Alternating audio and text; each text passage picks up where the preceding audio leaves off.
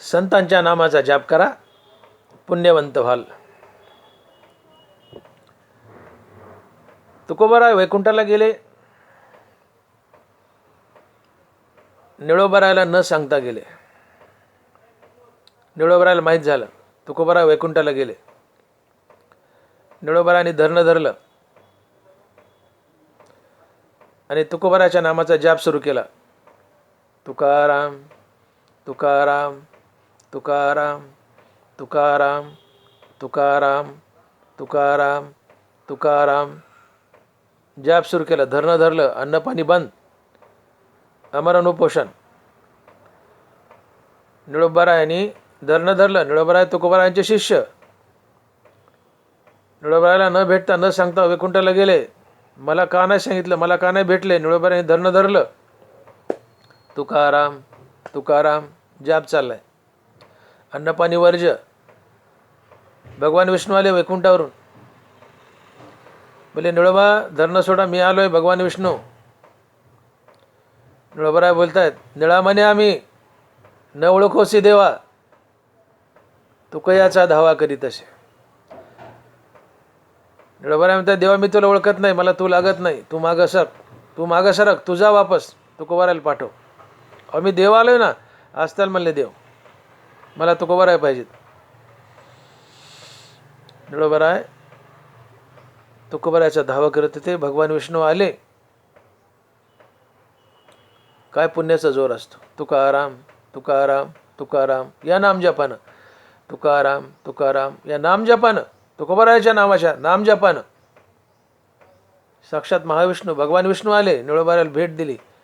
पण निळोबाने धिक्कारलं, जा म्हणले देवा मागे, तुझी मला गरज नाही. निळा म्हणे आम्ही न ओळखोसी देवा, तू कयाचा धावा करीत असे.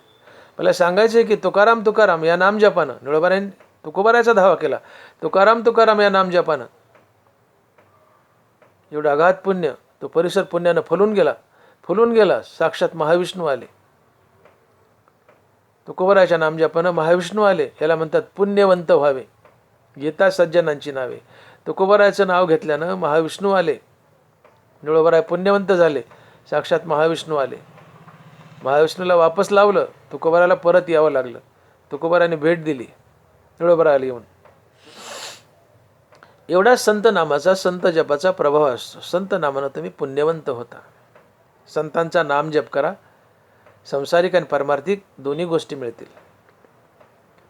जीवनाचा उद्धार तर होईलच, संतांनी देव तर भेटेलच, पण संसारिक वस्तूही भेटतील. मग संतांचा नाम जप करा, पुण्यवंत व्हाल. पुण्यानं सगळं मिळतं. लौकिक पारमार्थिक दोन्ही गोष्टी मिळतात. संतांचा नाम जप करा, संत शरणागती करा. संत किती मोठा असतो मी मागे बोलून गेलो. संत किती मोठा असतो. संत हा देवाचा देव असतो. मी बोलो की तुका म्हणे आम्ही देवाहुनी बळी,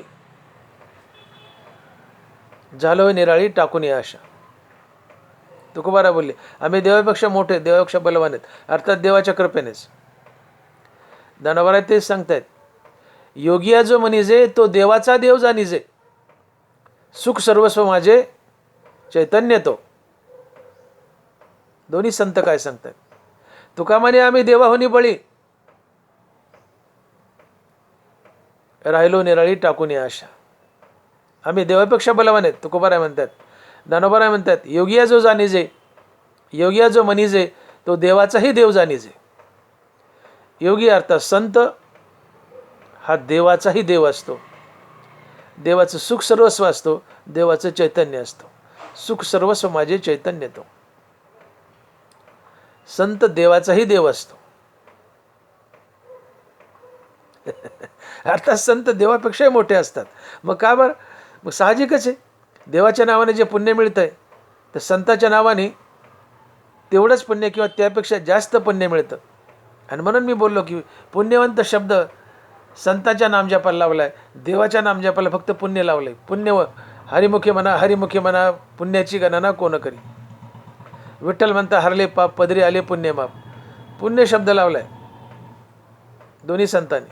भगवंताच्या नामजपाला, संतांच्या नामजपाला पुण्यवंत लावले. पुण्यवंत व्हावे घेता सज्जनांची नावे. संतांनी भगवंत एकच, पण संतांचा महिमा वाढवलाय. संत देवाच्या कृपेने देवापेक्षा मोठे असतात आणि माझे संत माझ्यापेक्षा मोठे आहेत हे कानावर पडलं देवाचे की देवाला आनंद होतो. ती देवाचीच इच्छा आहे की माझे संत माझ्यापेक्षा मोठे असावेत आणि लोकांनी म्हणावं. ते देवाला आवडतं. मोठी मजा आहे. संत हा भगवंताची या विश्वातील सर्वात आवडती वस्तू आहे. सर्वात आवडती वस्तू. मोठी मौज आहे. एकदा वैकुंठामध्ये लक्ष्मी मातेने भगवंताला प्रश्न केला. लक्ष्मी माता देवाच्या पायचुपीत बसल्या होत्या नारायणाचे आणि सहज प्रश्न केला. नवरा बायकोच्या गप्पा असतात तसं. माता म्हणाली, देवा तुमची या विश्वातील सर्वात आवडती वस्तू काय हो? आता देव म्हणले, बरं झालं संधी चालून आली. देवाला नारदाचा गर्भहरण करायचा होता. देवाला नारदाचा गर्भहरण करायचा होता. कारण नारद भूषणात आले की माझ्या एवढा भक्त कोणीच नाही म्हणले नारायणाचा. असा त्यांना गर्व झाला नारदाला की मी देवाचा नारायणाचा सगळ्यात मोठा भक्त आहे. मग देव म्हणाले आपल्याला नारदाचा गर्भहरण करायचा. संधी चालून आली. लक्ष्मीला म्हणाले देव की लक्ष्मी आज आपल्याला घाई जरा, तुला 4-2 दिवसांनी मी सांगेल की या जगात माझी सगळ्यात प्रिय वस्तू काय आहे. लक्ष्मी माता म्हणाली ठीक आहे देवा, सांगा तुमच्या सवडीने. देवाने एक लीला रचली. दरवाजामध्ये एक रजिस्टर ठेवलं. त्या रजिस्टरमध्ये भक्ताची यादी लिहून ठेवली. एक दिवशी नारद महर्षी भ्रमण करत करत करत वैकुंठात गेले आणि नारायण नारायण करत करत महाद्वारात प्रवेश करत असताना एक रजिस्टर दिसलं. कधी नाही आज रजिस्टर कसं काय कुतूहल वाटलं. गेले रजिस्टर उघडलं, पाहतायत त्या रजिस्टरमध्ये भक्तांची यादी. आणि त्या रजिस्टरमध्ये त्या यादीत नारदाचं नंबर 1ला नाव. अजून गर्व चढला. आणि सगळ्यात शेवटी मारुतीरायाचं नाव. नारद फुगले. अजून आत गेले नारायण नारायण करत. म्हणले देवा कधी नाही ते आज दारात एक महाद्वारात रजिस्टर पाहिलं म्हटले आणि त्यात भक्तांची यादी.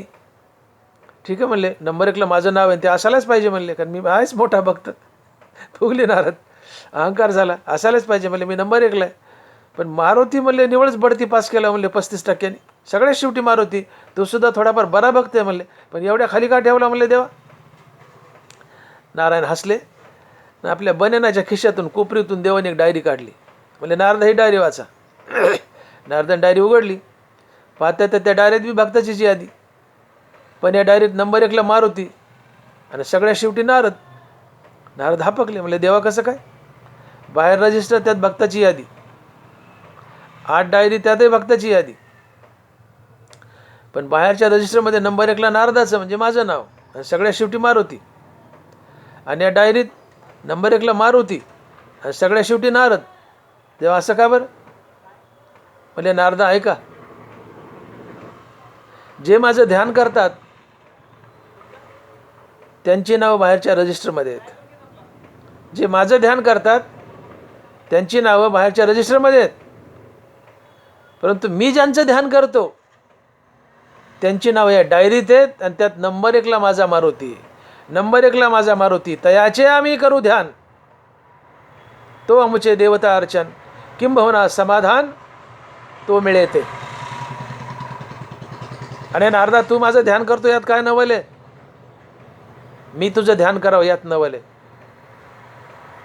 तू माझं ध्यान करतो पण मी मारुतीचं ध्यान करतो, हे विशेष आहे.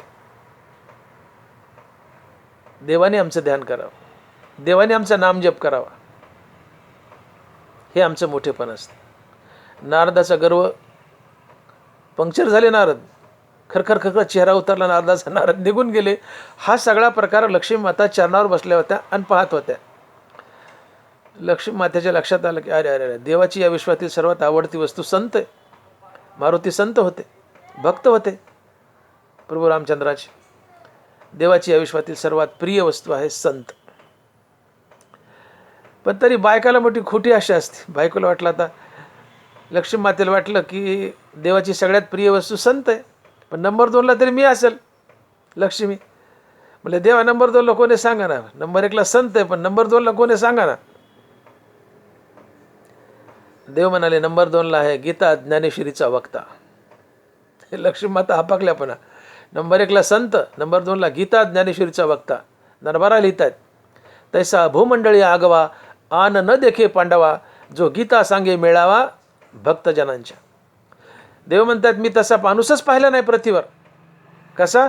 की जो माझ्या भक्तगणाला गीता ज्ञानेश्वरीची मेजवानी खाऊ घालतो. तसा माणूसच नाही या पृथ्वीवर.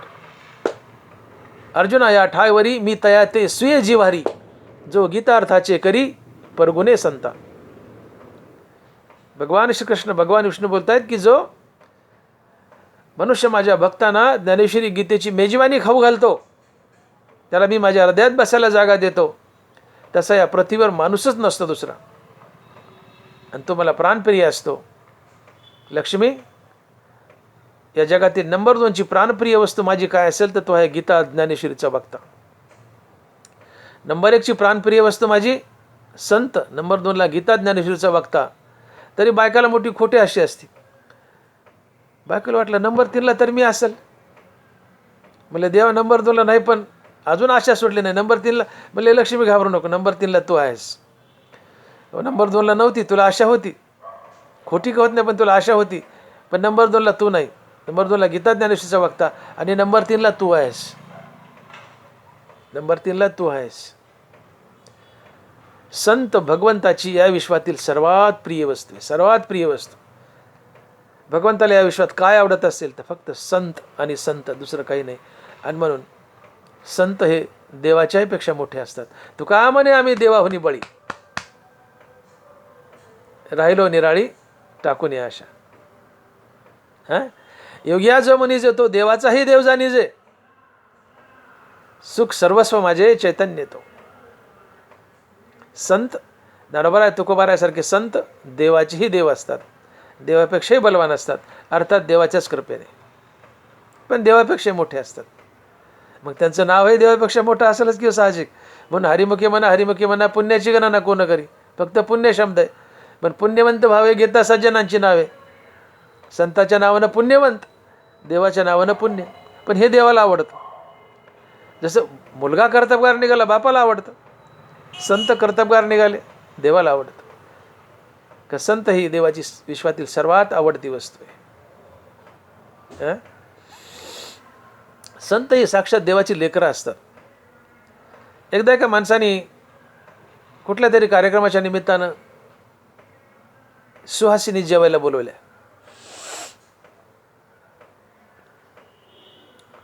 सात सुहासिनी, घरी कार्यक्रम होता, बायकाचा बोलवल्या 7 सुहासिनी. आता सुहासिनीबाई जेवायला निघाली म्हणल्या सोबत लेकरू येईलच की हो. लेकरू मागं लागतंच. लेकरू किंवा नातरुंड आईच्या आजीच्या मागं लागतंच. बायका लेकरं घेऊन आल्या. जेवायला बसलं. जेवायला बसायच्या आधी त्या बाईला चुडी बांगडी साडी काय काय करायचं, भारी भारी साड्या घेतल्या. त्या बाईला खूप मोठा हायर केला, भारी भारी साड्या दिल्या. आधी चुडी बांगडी केली, भारी साड्या दिल्या आणि नंतर जेवायला बसवलं. 7 बाया, 7ला नाट्या नेसवल्या, साड्या नेसवल्या, चुडी बांगडी केली आणि पुन्हा जेवायला बसवलं. जेवायला बसले ते लेकरं ताटात बसले आईसोबत. पण ते माणूस आणि बाई जरा विचित्र स्वभावाचे होते. त्याने ते लेकरं उठवले, चला निघा म्हणले बाहेर, फक्त सुवासिनी बाईलाच जेवण आहे. लेकरं हाकलले आणि लेकरं हाकलले म्हणले जेवण मावशी, जेवण मावशी. आता कुठल्याही बाईला तिचं लेकरू हाकलून दिल्यावर तिच्या नड्यातून गळ्यातून घास खाली उतरेल का? आणि वरून विचारलेत बऱ्यात का नाट्या, बऱ्यात का बांगड्या. त्या मनात म्हणले असेल तुझ्या बांगड्याला साड्याला काढी लावून आमचे लेकरं हाकललेस तू, आम्हाला कसं कसं गिळेल घास आणि तुझ्या साड्याचं करायचं काय आम्हाला, आमचे लेकरं ताटावून हाकललेस. कुठल्या आईला ताटावरचं लेकरू हाकवलं, कुठल्या आईला ताटावरचं लेकरू हाकललं आणि त्या आईला जेव म्हणलं तर तिला आवडत नाही, तिला घास गिळत नाही, घास गोड लागत नाही. काय? तर आईची आयुष्यातील प्राणप्रिय वस्तू काय असतील तर तिचं बाळ असते.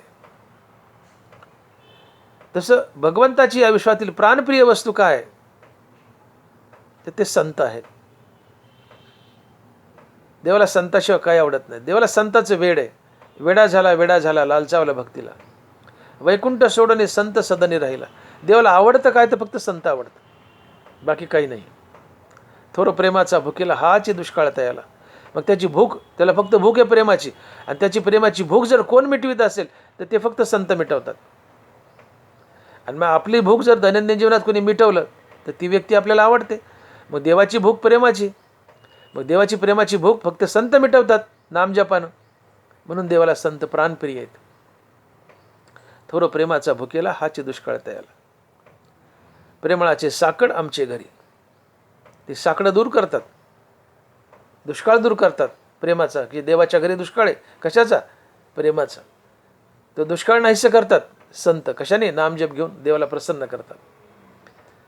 आणि मग संत देवाचे सर्वात प्राणप्रिय आहेत, सर्वात प्राणप्रिय आहेत. आणि म्हणून देव संतांना आपल्यापेक्षाही मोठं मानतो. देवाच्या कृपेने संत देवापेक्षा मोठे असतात. आणि म्हणून संताची पूजा न करता देवाची पूजा केली तर देवाला लाथा हाणल्यागत दुःख होतं. नाथमाराज साक्ष देत आहेत, संतांची पूजा न करता माझी पूजा करी सर्वथा, त्याने मज हानितल्या लाथा की माझ्या घाता प्रवर्तला. एखादा मनुष्य संतांचा नामजप करत नाही, संतांची पूजा करत नाही, संतांचे फोटो घरात ठेवत नाही आणि देवाची पूजा करतो, तर देव म्हणतो मला लाथा हाणल्यागत दुःख होतं. संत पूजा न करिता माझी पूजा करी सर्वथा, त्याने मज हानितल्या लाथा की माझी या घाता प्रवर्तला. संतांची पूजा करायची नाही, फक्त माझीच पूजा करायची, तर त्याने मला किती दुःख होतं? तर मला लाथाने हाणल्यागत दुःख होतं, माझा घात केल्यासारखं वाटतं. तात्पर्य देवाला हे सांगायचं आहे, पांडुरंगाला हे सांगायचं आहे की आधी संताला भजा मग मला भजा, किंवा संताला भजला ते माझंच भजन आहे, ते मला पोहोचतं. संत आणि भगवंत दोघालाही भजा, पण प्रामुख्याने आधी संताला भजा, कारण देवाला ते आवडतं. संत पूजेने देव तुमच्यावर लवकर प्रसन्न होतो. तुम्ही देवाची पूजा केल्यावर देव प्रसन्न होतो, पण उशिरा. पण संत पूजा केली तर देव लवकर प्रसन्न होतो आणि तुम्ही पुण्यवंत होता. आणि म्हणून पुण्यवंत व्हावे गीता सज्जनांची नावे. वर्षश्राद्ध आणि पुण्यतिथी यात काय फरक आहे माहिती आहे तुम्हाला? साधारण मनुष्य मेला तर ते वर्षश्राद्ध असते, पण आम्ही आजकाल दिमाखाने म्हणतो की आमच्या बापाची पुण्यतिथी आहे, आमच्या माईची पुण्यतिथी आहे, ते आमच्या अमक्या सोयऱ्याची पुण्यतिथी आहे, मी जेवायला चाललो. अरे बा, ती पुण्यतिथी नसते, ते वर्षश्राद्ध असते किंवा दिवस असतो. साधारण जीवाचं वर्षश्राद्ध किंवा दिवस असतो. संतांची पुण्यतिथी असते. ज्या तिथीला मनुष्य मेलाय ते वर्षश्राद्ध, ज्या तिथीला संतांनी देह ठेवलाय ती पुण्यतिथी. पण साधारण जीवाची पुण्यतिथी कधीच नसते. आम्ही लिहितो पत्रिकेवर पुण्यतिथी पुण्यतिथी. पुण्यतिथी या शब्दाचा अर्थ होतो की ज्या तिथीच्या दिवशी संतांना देव ठेवलाय त्या दिवशी आम्ही संतांचा नामजप केला तर आम्हाला अगाध पुण्य मिळतं, म्हणून ती पुण्यतिथी. मग साधारण मनुष्य मेलाय आणि त्याच्या मेलेल्या दिवशी जर आम्ही त्याचं नाव घेतलं ते मेलेल्या माणसाचं, तर आम्हाला पुण्य मिळतं का? ते कुठं किड्यामुंगीच्या जन्माला गेले कुत्र्या मांजराच्या, त्याच्या नावाने काय आम्हाला पुण्य मिळणार आहे? म्हणून साधारण जीवाची पुण्यतिथी नसते, दिवस असतो किंवा वर्षश्राद्ध असते. पुण्यतिथी फक्त संतांचीच असते. जसं जयंती फक्त संत आणि भगवंत यांचीच असते. आम्ही कुणाच्या मागं जयंती लिहायला लागलो, अमकी जयंती तमकी जयंती फलान जयंती बिस्तान जयंती, नाही नाही. जयंती फक्त संत आणि भगवंताची असते. जयंत या शब्दात बघा, जयंती जयवंत, जयंती म्हणजे जयवंत. जयंत म्हणजे ज्याने मृत्यूचा अंत केलाय आणि जय मिळवलाय, ज्याने मृत्यूवर जय मिळवलाय, अंतावर जय मिळवला. अंत म्हणजे मृत्यू. ज्याने मृत्यूवर जय मिळवलाय, ज्याने मृत्यूचा अंत केलाय ते जयंत. जय मिळवलाय, मृत्यूवर जय मिळवलाय ते जयंत. जय मिळवला, अंतावर जय मिळवलाय ते जयंत. अर्थात ज्याने जन्ममृत्यूवर विजय मिळवला ते संत असतात. आणि म्हणून जयंत शब्द फक्त संतांना लागतो. आणि मग जयंती फक्त संताची असते आणि भगवंताची असते. आणि म्हणून जयंती आणि पुण्यतिथी फक्त संत आणि भगवंताचीच असते, साधारण जीवाची नाही. पण आम्ही कुणाची जयंती करतो आणि कुणाची पुण्यतिथी करतो. म्हणून जयंती आणि पुण्यतिथी, जयंती संत आणि भगवंत या दोघांची असते, पुण्यतिथी फक्त संतांची असते. आणि जयंती आणि पुण्यतिथी साधारण जीवाची नसतेच, नसतेच. तो कुणी असो, नसतेच. आणि म्हणून जयंती संत आणि भगवंत यांची असते, पुण्यतिथी फक्त संतांची असते. कारण ज्या तिथीला संतांनं देह ठेवला आहे त्या तिथीला आम्ही संतांचा नामजप केला तर आम्हाला अगाध पुण्य मिळतं, आम्ही पुण्यवंत बनतो. म्हणून ती पुण्यतिथी.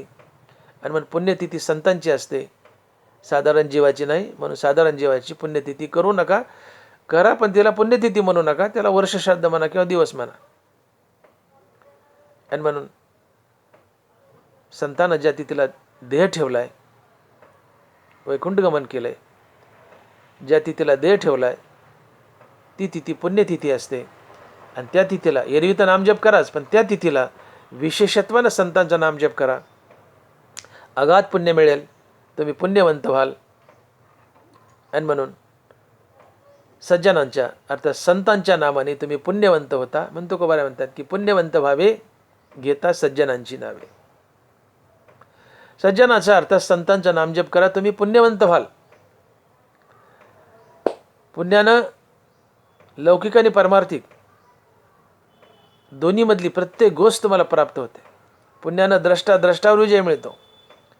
पुण्यानं संसारातल्या वस्तू तर मिळतातच, नशीब तर घडतंच, पण परमार्थातलेही आत्मज्ञान, संत, भगवंत या सगळ्या गोष्टी तुम्हाला मिळतात. द्रष्टावर विजय मिळता येतो. द्रष्ट म्हणजे संसारात दिसणाऱ्या वस्तूवर विजय, अद्रष्ट म्हणजे न दिसणारा देव मिळवणं, तो अद्रष्टावर विजय. पुण्यानं तुम्ही द्रष्टावर विजय मिळू शकता. अर्थात लौकिक आणि पारमार्थिक दोन्ही गोष्टी विजय मिळतात. दोन्ही गोष्टी तुम्हाला मिळतात. लौकिक वस्तू मिळतात संसारातल्या आणि परमार्थात देवही भेटतो. आणि म्हणून पुण्याची गरज आहे. पुण्य कॅश आहे, पुण्य चलन आहे. कॅश चलन पैसा असल्याशिवाय काही मिळत नाही संसारात. तसं पुण्य हे चलन आहे. पुण्य पदरी बांधा, पुण्य प्राप्त करा. लौकिक आणि पारमार्थिक दोन्ही गोष्टीत विजय मिळेल. संसारात बरकत येईल, परमार्थात देवही भेटेल, संतही भेटतील. आणि म्हणून सातत्यानं संतांच्या नामाचा जाप करा. ज्ञानदेव तुकाराम या नामाचा टाहो फोडा. ज्ञानदेव तुकारामाचा सारखा जाप करा. फायदा काय? तर पुण्यवंत व्हाल. अर्थात संतांच्या नामजपानं तुम्ही पुण्यवंत होता, हा संतांच्या नामजपाचा पहिला फायदा. आणि संतांच्या नामजपाचा दुसरा काय फायदा होतो हे अभंगाच्या दुसऱ्या चरणात आणि महाराज लिहित आहेत. नेघे माझी वाचा तुटी महालाभ फुकासाठी. नेघे माझी वाचा तुटी महालाभ फुकासाठी. तो बरं अभंगाच्या दुसऱ्या चरणात म्हणतात की संतांच्या नामजपानं तुम्हाला महालाभ होतो आणि तो फुकटात होतो. संतांची नावं घेतली, संतांच्या नामजप केला तर काय काय फायदे होतात, या चारही चरणात 4 फायदे सांगितले. तुम्ही संतांचा नामजप केला, तुम्ही संतांचा नामजप केला तर काय काय फायदे होतात, 4ही चरणात सांगितले 4 फायदे. तर पहिल्या चरणात संतांच्या नामजपानं तुम्हाला काय फायदा होतो, तर तुम्ही पुण्यवंत होता. हा पहिला फायदा पहिल्या चरणात सांगितला की संतांचा नामजप केलं तर काय फायदा आहे, तुम्ही पुण्यवंत होता. हा पहिला फायदा पहिल्या चरणात. दुसरा फायदा, संतांच्या नामजपानं तुम्हाला पुण्य मिळाले. या पुण्यानं अर्थात संतांच्या नामजपानं तुम्हाला काय फायदा आहे दुसऱ्या चरणात, तर तुम्हाला महालाभ होतो आणि तो फुकटात होतो. महालाभ होतो आणि तो फुकटात होतो. आता महालाभ काय, महालाभ काय? तो बराच म्हणतात संत दर्शनी हा लाभ पद्मनाभ जोडीला. संत दर्शनी हा लाभ पद्मनाभ जोडीला. पद्मनाभाची प्राप्ती हा महालाभ आहे. पांडुरंगाची प्राप्ती हा महालाभ आहे. हे तो एक संताठाई लाभ पायी उत्तम. संतांचा नामजप केला, संतांच्या पायावर डोकं ठेवलं तर पहिला फायदा, तुम्ही पुण्यवंत होता. आणि या पुण्याच्या बळावर संत नामजपानं आणि या पुण्याच्या बळावर तुम्ही संतच बनता, पांडुरंग बनता, मुक्त होता. आणि हा महालाभ असतो.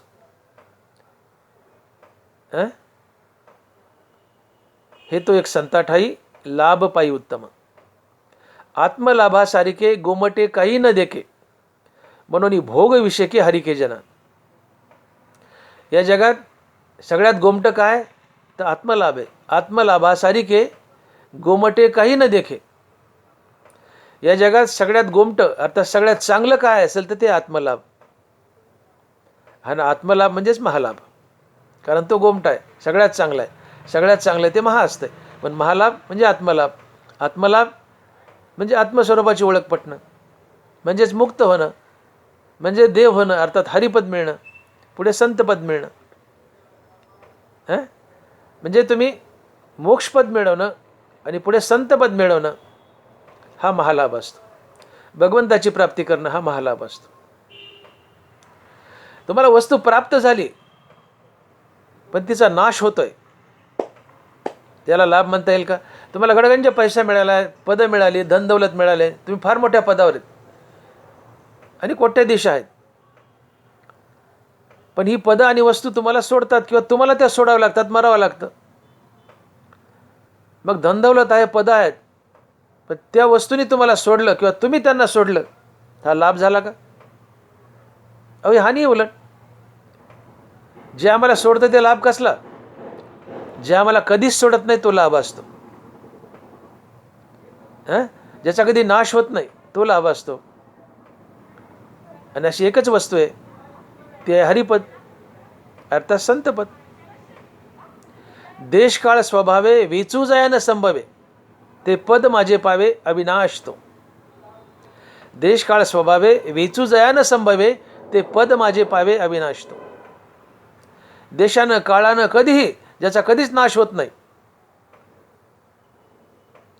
असं अविनाशी पदाची प्राप्ती, ते पद आहे हरिपद अर्थात मोक्षपद अर्थात संतपद. आणि अशा हरिपदाच्या आणि संतपदाच्या प्राप्तीला म्हणतात महालाभ. हाच आत्मलाभ असतो. आणि म्हणून आत्मलाभ होणं, हरिपद मिळवणं, संतपद मिळवणं हा महालाभ आहे. आणि जीवनातली सर्वात मोठी प्राप्ती आणि सर्वात शेवटची प्राप्ती, याच्या पुढे प्राप्त करायचं काही राहत नाही. आत्मलाभ म्हणजेच हरिपद आणि त्याच्यापुढं संतपद. हे संतपद मिळवलं हा महालाभ आहे, याच्यापुढं काही प्राप्त करायचं शिल्लक राहत नाही. It is a final achievement of the life. आत्मलाभ, हरिपद आणि संतपद, it is a final achievement of the life. त्याच्यापुढे तुम्हाला काहीही प्राप्त करायचं शिल्लक राहत नाही. गंगा समुद्राला मिळाली, तिचा वेग थांबला. संतपद प्राप्त झालं, तुमचा वेग थांबला, पुढं प्राप्त करायचं काही शिल्लक राहत नाही. That is final and last, final full and last achievement. त्याच्यापुढं काही मिळवायचं राहिलेलं शिल्लक नसते. आणि असा महालाभ अर्थात आत्मलाभ, महालाभ म्हणजे आत्मलाभ, हरिपद आणि संतपद हे सगळे एकाच अर्थ शब्द आहेत. नगबार इकडे तिकडे फरक आहे. आत्मलाभ, हरिपद आणि संतपद याची प्राप्ती म्हणजे महालाभ. आणि हा महालाभ तुम्हाला फुकटात मिळतो. तुम्हाला फुकटात मिळतो कशानं? तर संतांचा नाम जप केल्यानं. संतांचं नाव घ्यायला काय पैसे लागतात का? तुकोबारा म्हणतात, नाम घेता न लगे मोल, नाम घेता न लगे मोल. नाव घ्यायला काय पैसे लागतात होय? एखादी वस्तू 10,000 रुपयाला आहे, 10,000 रुपयाला एखादी वस्तू आहे आणि ती तुम्हाला 100 रुपयात मिळायला लागली, तर त्याच्यावर उडी पडेल की हो? म्हणजे 10,000ची वस्तू, चांगली स्टँडर्ड वस्तू आहे, ब्रँडेड, 10,000ची, आणि एखादा मनुष्य 100त द्यायला आहे. आता मी एकाच्या 10 वस्तू घेताल ना, त्याच्यावर उडी पडेल. कारण 10,000च्या तुलनेत 100 रुपयात म्हणजे फुकटच मिळालं ते. मग बाकीची जी साधने आहेत, अष्टांग योग आहे, जप आहे, तप आहे, अमकं आहे, टमकं आहे, 12 भानगडी आहेत, याच्या तुलनेत संतांचा नामजप हे फुकटच आहे. जरी संतांचा नामजप घ्यायच्या मला ज्ञानदेव तुकाराम जीव अडकून टाकते, तुम्हाला एंगेज राहावं लागतं. पण ती जी तपश्चर्या, एका पायावर उभा राहा, 5-5, 10-10 वर्ष, ओम नमः शिवाय, ओम विष्णुये नमः, ओम ब्रह्मये नमः, असं 10-10 वर्ष एका पायावर उभा राहून तपश्चर्या करा. किती कष्टदायी. त्या कष्टाच्या तुलनेत जिभेनं ज्ञानदेव तुकाराम नुसतं म्हणणं म्हणजे फुकटच घेऊ. आणि म्हणून नेघे माझी वाचा तुटी महालाभ फुकासाठी. महाराज म्हणतात की माझी वाचा थांबत नाही, नित्य संतांचा नामजप करते. तुकोबाराय म्हणतात माझी वाचा ज्ञानेश्वर माऊली, ज्ञानेश्वर माऊली, ज्ञानेश्वर माऊली, ज्ञानेश्वर माऊली असा सारखा नामजप करते, न थांबता अखंड नामजप चालू आहे. ज्ञानेश्वर माऊली, ज्ञानेश्वर माऊली असं तुकोबाराय म्हणतात की मी ज्ञानेश्वर माऊली, ज्ञानेश्वर माऊली असा संतांचा जप करतोय. तर याने फायदा काय मला? तर महालाभ होतो. कशाचा? तर मोक्ष मिळतो, हरिपद मिळतं, संतपद मिळतं. आणि अर्थात ते फुकटात मिळतं. का? तर ज्ञानेश्वर माऊली म्हणायला मला काय कष्ट पडतात? तपश्चर्या करण्याला जे कष्ट पडतात त्या कष्टाच्या तुलनेत ज्ञानेश्वर माऊली, ज्ञानेश्वर माऊली म्हणणं म्हणजे कष्टरहित आहे. 10,000ची वस्तू 100त मिळाली तर 10,000च्या तुलनेत 100त फुकटच मिळाली. तर तपश्चर्यात जे कष्ट आहे त्या कष्टाच्या तुलनेत ज्ञानोबारायचा जाप करणं म्हणजे कष्टच नाही आहे, म्हणजे फुकटात मिळाली. आणि म्हणून संतांचा नामजप केल्याने तुम्ही पुण्यवंत होता. आणि संतांचा नामजप करण्यात काहीच कष्ट लागत नाहीत. आणि बिना कष्टाचं फुकटात तुम्हाला जगातलं, विश्वातलं सगळ्यात मोठं पद, सगळ्यात मोठा लाभ कोणता लाभ? महालाभ. सगळ्यात मोठा लाभ महालाभ, असा आत्मलाभ हरिपद अर्थात संतपद मिळतं. अर्थात तुम्ही मुक्त होता. आणि म्हणून संतांचं नामजप सारखं करा. दुसरा फायदा का? तर संतांच्या नामजपानं तुम्ही मुक्त होता, संतच होता, देव होता. आणि हेच महाराज अभंगाच्या दुसऱ्या चरणात सांगतात की नेघे माझी वाचा तुटी महालाभ फुकासाठी. नेघे माझी वाचा तुटी महालाभ फुकासाठी. हा महालाभ होतो संतांच्या नामजपानं. पण संतांचं नामजप जर अवसापुनवाला केलं, अमावश्याला ज्ञानदेव आणि पुनवेला तुकाराम, अमावश्याला ज्ञानदेव, पुनवेला तुकाराम, यांनी महालाभ होत नाही. नॉनस्टॉप ज्ञानदेव तुकाराम हा जप असावा. उगा अवसापुनाला घेतलं, उठताना गुडघा दुखलं तर विठ्ठला, त्याला काही अर्थ नाही. नॉनस्टॉप नामजप असावा, नॉनस्टॉप संत जप असावा. आणि म्हणून तुकोबाराय म्हणतात की गोविंद गोविंद मना लागली या छंद. तुका म्हणे करा आयुष्याचे मोल, नका विचू बोल नामे विना. आता बोलण्याची नाही देवाविन काही. हकारोने सांगे तुका नाम घेतल्याविन राहू नका. आता बोलण्याची नाही देवाविन काही. असं जीवन व्हावं. वाचेल तर ज्ञानेश्वरी, वाचेल तर गाथा, बोलेल तर रामकृष्ण हरी, बोलेल तर ज्ञानदेव तुकाराम, असा पिंड बनावा माणसाचा. वाचेल तर ज्ञानेश्वरी गाथा, बोलेल तर विठ्ठल विठ्ठल, ज्ञानदेव तुकाराम, असं जीवन बनावं. तुम्हाला फुकटात महालाभ होतो, अर्थात आत्मलाभ होतो, हरिपद मिळतं, संतपद मिळतं. आणि हे फुकटात मिळतंय, फुकटात मिळतंय. काय कष्ट आहेत त्यामध्ये? जेबेला सुद्धा कष्ट द्यायची गरज नाही. तो मानसिक जप करा ना, मनातल्या मनात ज्ञानदेव तुकाराम, ज्ञानदेव तुकाराम, जय जय रामकृष्ण हरी, मनातल्या मनात म्हणा ना. काय कष्ट आहेत त्यात? म्हणजे फुकटच आहे. आणि म्हणून महाराज म्हणतात की माझी वाचा क्षणभरही थांबत नाही, सारखा भगवंताचा आणि संतांचा नामजप करते, सारखा भगवंताचा आणि संतांचा नामजप करते. आणि त्यामुळे सारखा संतांचा नामजप केल्यामुळे मला अगाध पुण्य मिळतंय. या पुण्यामुळं मला पुन्हा भगवंत आणि संतांचं नाम आवडीने घ्यावं वाटतंय. नाम आवडीने घेतलं की पुन्हा पुण्य मिळतंय. पुण्य मिळालं की या पुण्यामुळं पुन्हा भगवंत आणि संतांचं नाम अजून आवडीने घ्यावं वाटतंय. या नामाने पुन्हा अजून पुण्य मिळतंय. हे रहाटगाडगं, ही विशेष सायकल चालूच आहे म्हटले. आणि असं करून माझ्याजवळ एवढं अगाध पुण्य होतं, एवढं अगाध पुण्य जमा झालं आहे, मी एवढा पुण्यवंत झालो आहे की त्या पुण्याच्या बळावर मला महालाभ झाला, अर्थात मला आत्मलाभ झाला. मी आत्मस्वरूप झालो, आत्मस्वरूपाची ओळख पटली, आत्मस्वरूपात विलीन झालो, अद्वैतात गेलो. अर्थात मला आत्मलाभ झाला, अर्थात मला हरिपद आणि संतपद मिळालं, आणि ते फुकटात मिळालं, काही कष्ट न पडता. आणि मग जसं आपण म्हणतो की पैशावाल्याकडेच पैसा येतो, तशी हरिनामाची गत आहे. पैशावाल्याने कुठं पैसा इन्व्हेस्ट केला तर त्याला लागून पुन्हा नफा आणि पुन्हा पैसा येतो, पैशावाल्याकडेच पैसा येतो. तसं पुण्यवानाकडेच पुण्य येतं, पुण्यवानाकडेच देव येतो. पुण्य आहे त्याच्या बळावर तुमच्या तोंडात नाव आलं, नाव घेतलं पुन्हा पुण्य जीवनात आलं, या पुण्याच्या बळावर पुन्हा नामाची गोडी, या नामामुळे पुन्हा पुण्य, पुण्यामुळे पुन्हा देवाची नामाची आवड, या नामामुळे पुन्हा पुण्य, पुण्यामुळे पुन्हा नाम, नामामुळे पुन्हा पुण्य. एवढं पुण्य जमा होतं, एवढं पुण्य जमा होतं. काय झालं? पुण्यवानाकडेच पुण्य आलं, पुण्यवानाकडेच पुण्य आलं. आणि म्हणून नेघे माझी वाचा तुटी, तुटी होऊ द्यायची नाही. सारखा संतांनी भगवंताच्या नामाचा जाप करा, त्यांनी तुम्हाला पुण्य, पुण्याने पुन्हा संतांनी भगवंताच्या नामाची गोडी, पुन्हा नाम, पुन्हा त्या नामाने पुण्य, पुण्याने पुन्हा संत भगवंत यांच्या नामाची गोडी, त्या नामाने पुन्हा पुण्य. आणि शेवटी मग तुम्ही पुण्यवंत होता. पुण्याचा साठा जसा समुद्रात साठा आहे पाण्याचा, तसा आघात पुण्याचा साठा, तिथं जलाशयाचा साठा, इथं पुण्याचा साठा. आणि हे फुकटात मिळाले पुण्य. मनातल्या मनात नाम घ्यायला काय लागतं?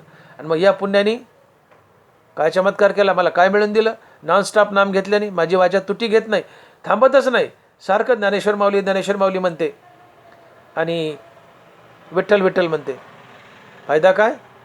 तर महालाभ, अर्थात आत्मलाभ, हरिपद संतपदाची प्राप्ती, आणि ते फुकटात, काही कष्ट पडत नाही. आणि म्हणून आपणही शहाणे व्हा, सारखं ज्ञानदेव तुकाराम ज्ञानदेव तुकाराम या संत नामाचा जाप करा, रामकृष्ण हरी या नामाचा जाप करा. आपण पुण्यवंत व्हाल, आणि पुण्यवंत झाले की तुम्हाला महालाभ होईल, अर्थात आत्मलाभ होईल, हरिपद मिळेल, संतपद मिळेल, जीवन धन्य होईल, जीवनाचं सार्थक होईल. आणि हे आत्मलाभ, हरिपद, संतपद जीवनातली सर्वात मोठी आणि सर्वात शेवटची प्राप्ती असते. त्यापुढं काही प्राप्त करायचं शिल्लक राहिलेलं नसतं. आणि म्हणून महाराज म्हणतायत की मी सज्जनांची अर्थात संतांची नावं घेतो, संतांच्या नामाचा जाप करतो, त्यामुळे मला अगणित पुण्य मिळालं, मी पुण्यवंत झालो. आणि या संत नामाने आणि या पुण्याने मला महालाभ झाला, अर्थात मला आत्मलाभ झाला, हरिपद मिळालं, संतपद मिळालं, आणि ते फुकटात मिळालं. हे तुम्हालाही मिळावं अशी माझी इच्छा आहे. तुकोबाराय म्हणतात तुम्हालाही अख्ख्या जगाला मिळावं अशी माझी इच्छा आहे. म्हणून तुम्ही संतांचा नाम जप करा, सज्जनांचा अर्थात संतांचा नाम जप करा. फायदा का? तर अगाध पुण्य, अर्थात पुण्यवंत व्हाल, आणि या पुण्याच्या बळावर, या संतांच्या नाम जपाच्या बळावर तुम्हालाही महालाभ होईल, अर्थात आत्मलाभ होईल, हरिपद मिळेल, संतपद मिळेल, आणि ते फुकटात मिळेल, काही न कष्ट पडता मिळेल. आणि म्हणून महाराज म्हणतात की नेगे माझी वाचा तुटी, महालाभ फुकासाठी, नाम घेता न लगे मोल, फुकटात मिळेल. नेगे माझी वाचा तुटी, महालाभ फुकासाठी. पुढे महाराज अभंगाच्या 3ऱ्या चरणात संत जपानं आणि या पुण्यानं काय फायदा होतो हे अभंगाच्या 3ऱ्या चरणात सांगतात. आणि महाराज लिहित आहेत की विश्रांतीचा ठाव पायी संतांच्या भाव, विश्रांतीचा ठाव पायी संतांच्या भाव. संतांच्या नामजपानं आम्ही पुण्यवंत झालो, किंवा प्रत्येकजण पुण्यवंत होतो या नामजपानं आणि या पुण्याने. संतांच्या नामजपाने पहिला फायदा, आम्ही पुण्यवंत होतो या नामजपाने आणि पुण्याने. आम्हाला दुसरा फायदा काय? तर आम्हाला महालाभ होतो. कशाचा? तर आत्मलाभाचा, हरिपदाचा, संतपदाचा. आणि तिसरा फायदा होतो संत शरणागतीने, अर्थात संतांच्या नामस्मरणाने, संताच्या चरणावर लोळल्याने आम्हाला विश्रांती मिळते. संतांच्या नामजपाने, संतांच्या चरणस्पर्शाने किंवा संतांच्या पायावर नुसता भाव ठेवल्याने आम्हाला विश्रांती मिळते, विश्रांती मिळते. ज्ञानोबाराय सांगतायत की तुम्हाला विश्रांती हवी असेल तर काय करा. माऊली लिहित आहेत, श्लोकाक्षर द्राक्षलता मांडव झाली आहे गीता, संसार पथ शांता विसवावया. तुम्ही संसार करताना दमले, शिनलेत, भागलेत, आणि तुम्हाला विश्रांती हवी आहे, तर तुम्ही गीतेच्या, ज्ञानेश्वरीच्या श्लोकाच्या ओव्याच्या या द्राक्षरूपी वेलीखाली येऊन बसा. गीतेचे श्लोक, ज्ञानेश्वरीच्या ओव्या ह्या द्राक्षाच्या वेली आहेत. या वेलीने मांडव केला, या मांडवाने गार सावली दिली, या मांडवाखाली येऊन बसा. श्लोकाक्षर द्राक्षलता मांडव झाली आहे गीता, संसार पथ शांता विस्वाव्या. हे गीतेचे श्लोक, ज्ञानेश्वरीच्या ओव्या हेच द्राक्षाच्या वेली यांनी मांडव केला आहे. विश्रांती हवी तर या गार सावलीत मांडवाखाली येऊन बसा, तुम्हाला विश्रांती मिळेल. श्लोकाक्षर द्राक्षलता मांडव झाली आहे गीता, संसार पथ शांता विस्वाव्या. संसार करताना सिनलेत, भागलेत, दमलेत, विश्रांती हवी आहे. ज्ञानेश्वरी वाचा, गीता वाचा, पूर्ण विश्रांती मिळेल. संतांचा नाम जप करा, पूर्ण विश्रांती मिळेल. देवाचा नाम जप करा, पूर्ण विश्रांती मिळेल. संतांच्या चरणावर लोळा, संतांच्या चरणावर विश्वास ठेवा, पूर्ण विश्रांती मिळेल. तुकोबारा हेच सांगतात, विश्रांतीचा ठाव पायी संतांच्या भाव. एका संताशिवाय काही न आवडणं, एका देवाशिवाय काही न आवडणं हा भाव असतो, हा शुद्ध भाव असतो. अशा शुद्ध भावना देव भेटतो. तुका म्हणे भाव जवळी धरून आणि देव. आणि असा संतांच्या ठिकाणी ठेवलेला भाव तुम्हाला देवाची प्राप्ती करून देतो, तुम्हाला देवच बनवतो आणि तुम्हाला विश्रांतीही देतो. काही न आवडणं, फक्त देवाचं नावच आवडणं हा भाव असतो, हा शुद्ध भाव असतो. काही न आवडणं, फक्त संतांचं नामच आवडणं हा शुद्ध भाव असतो. आणि शुद्ध ज्याचा भाव झाला, दुरी नाही देव त्याला. मुक्ताबाई. तुका म्हणे भाव जवळी धरून आणि देव. म्हणून भगवंताच्या, संतांच्या चरणावर भाव ठेवा. हा भाव ठेवणं म्हणजे काही न आवडणं, फक्त भगवंताचं नाम आवडणं हा शुद्ध भाव आहे. काही न आवडणं, फक्त संतांचं नाम आवडणं हा शुद्ध भाव आहे. आणि असा संतांच्या चरणावर भाव ठेवला की तुम्हाला संत संतच बनवतात, तुम्हाला मुक्त करतात आणि तुम्हाला विश्रांतीही लाभते. म्हणून संतांचा नाम जप करा, संतांच्या चरणावर भाव ठेवा, तुम्हाला विश्रांती मिळेल.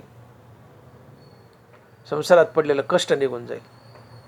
हा तिसरा फायदा आहे संत नामजपाचा, सज्जनांच्या नामजपाचा. आणि शेवटी तुकोबाराय अभंगाच्या 4थ्या चरणात 4था फायदा सांगतात आणि महाराज लिहितात की तुका म्हणे पापे जाती संतांच्या जपे. तुका म्हणे पापे जाती संतांच्या जपे. तुम्ही संतांचा नाम जप करा, तुम्ही संतांचा नाम जप करा. 4था फायदा काय होईल की तुमचं खरडून पाप निघून जाईल, तुमचं पाप निघून जाईल. आणि पाप निघून गेलं, पदरी पाप असेल तर वासना वाईट आहे, पाप असेल देव आवडत नाही, देवाचं नाव आवडत नाही, पण पाप निघून गेलं आणि संतांचं नाम जप चालू आहे, पाप निघून गेलं, पुण्य आलं, तर मला देवाचं संतांचं नाम घ्यावं वाटेल. कारण पदरी पुण्य असेल तर देवाचं नाव घ्यावं वाटतं. म्हणजे देवाचं नाव घ्यायला परमार्थाला जे पाप आडवं येते ते संतांच्या नामजपाने पाप निघून जाईल. जीवनात पुण्य येईल, तुम्ही परमार्थाला लागाल. आणि मग संतांचा नाम जप करा, पाप नाहीसं होईल. आणि मग महाराज म्हणतात की तुका म्हणे पापे जाती संतांची अजपे. विठोबा रखुमाई, विठोबा रखुमाई, जय जय विठोबा रखुमाई, विठोबा रखुमाई, विठोबा रखुमाई. सारांश, सज्जन म्हणजे संत. संतांना सज्जन म्हणतात. आपण सुरुवातीला सांगितलं सत अधिक जन, पण इथं शेवटच्या चरणात तुका म्हणे पापे जाती संतांची अजपे, यावरूनही कळतं की सज्जन तुकोबारांनी संतांनाच म्हटलंय. तिसऱ्या चरणात म्हटलंय विश्रांतीचा ठाव पायी संतांचे भाव. म्हणजे 2 चरणात संत शब्द आलाय. यावरूनही सिद्ध होतं की सज्जन हा शब्द संतासाठी वापरलाय. तर सज्जन म्हणजे संत. तुम्ही सज्जनाचा अर्थात संतांचा सातत्यानं नामजप करा. त्याचा फायदा काय, तर तुम्ही पुण्यवंत होता, तुमच्या जीवनात गडगंज पुण्य येतं. हा पहिला फायदा. या पुण्याच्या बळावर आणि या संत नामजपानं तुम्हाला महालाभ होतो, अर्थात आत्मलाभ होतो. हरिपद आणि संतपदाची प्राप्ती होते, तुम्ही मुक्त होता. हा दुसरा फायदा. आणि याच पुण्यानं आणि संतांच्या नामजपानं तुम्हाला विश्रांती मिळते, तुमचं मन स्थिर बनतं, तुमच्या जीवनातल्या अडचणी निघून जातात, तुम्हाला विश्रांती मिळते, निवांतपणा मिळतो, तुम्ही स्थिरावता. हा तिसरा फायदा. आणि याच संतांच्या नामजपानं 4था फायदा तुकोबाराय सांगतायत आणि महाराज लिहित आहेत की तुमच्या पदरी असलेलं पुण्य पाप तुमच्या पदरी असलेलं पूर्ण पाप खरडून निघून जातं. 4थ्या चरणात महाराज सांगतायत की संतांच्या नामजपानं तुमच्या पदरी असलेलं पाप खरडून निघून जातं. तुम्ही पापमुक्त होता आणि पाप निघून गेलं. संत जपाने पाप निघून गेलं की संत जपानं पुन्हा पुण्य येऊ लागतं आणि पुण्य आलं की तुम्हाला देव आवडतो, संत आवडतात. मग तुम्ही संताचा आणि देवाचा नामजप करू लागता. मग नामजपानं पुन्हा पुण्य, या पुण्यानं संतांनी देव आवडतात. संतांनी देव आवडले की त्यांचं नाव घेता. नाव घेतलं की पुन्हा पुण्य, पुण्यानं पुन्हा नामाची गोडी, पुन्हा नाम घेता. नाम घेतलं पुन्हा पुण्य, पुण्यानं पुन्हा नामाची गोडी, पुन्हा देवाने संताचं नाव घेता. देवाने संताचं नाव घेतलं की पुन्हा पुण्य, पुण्यानं पुन्हा देवाने संत यांच्या नामाची आवड, या नावानं पुन्हा पुण्य. This is called as a vicious cycle. हे चक्र चालूच असतं. पुण्यानं नामाची आवड, नामाने पुण्य, पुण्याने नामाची आवड, नामाने पुन्हा पुण्य. हे पुण्याने नाम, नामाने पुण्य हे चालूच राहतं. तुम्ही पुण्यवंत बनता आणि पुण्यवंत बनले की तुमच्यासारखे श्रीमंत तुम्हीच. या पुण्याच्या बळावर, पुण्य की आशे पुण्य चलने, तुम्ही संसारिक आणि परमार्थी काही वस्तू प्राप्त करू शकता. या पुण्यानं, संताच्या नामजपानं तुम्ही पुण्यवंत बनता आणि या पुण्यानं संसारात पाहिजे त्या वस्तू आणि पद्धत तुम्हाला मिळतातच, पण परमार्थातले सगळ्यात मोठं पद, हरिपद आणि संतपद, तेही तुम्हाला मिळतं. तुम्ही मुक्त होता, जीवन धन्य होतं. आणि म्हणून पुण्यवंत होण्याचा प्रयत्न करा आणि पुण्याने सगळं मिळतं. तर पुण्यवंत व्हायचं कसं? तर घेता सज्जनांची नावे. पुण्यवंत व्हावे, घेता सज्जनांची नावे. पुण्यवंत व्हा तर कसं व्हा? तर घेता सज्जनांची नावे. ज्ञानेश्वर माऊली, ज्ञानराज माऊली तुकाराम. ज्ञानेश्वर माऊली, ज्ञानराज माऊली तुकाराम. जय विठ्ठल, जय जय विठ्ठल. बोली लिहिले कुरे वेळी वाकुडी उत्तरे.